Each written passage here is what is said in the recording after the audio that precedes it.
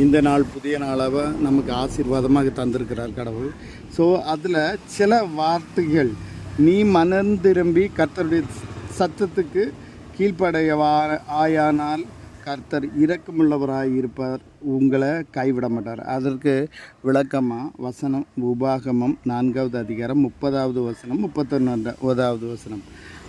ஹல்லேலூயா. அடுத்தது பார்த்திங்கன்னா, கர்த்தர் தமது பரிசுத்தவான்களை கைவிட மாட்டார். அதுக்கு விளக்கமாக சங்கீதம் 145வது அதிகாரம் 10வது வசனம்.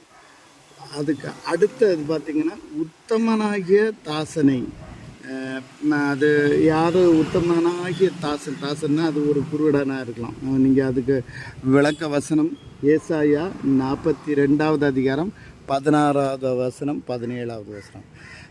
இந்த செய்தியை கேட்டவர்கள் எல்லாரையும் ஏசப்பா சிறப்பாக இந்த நாளை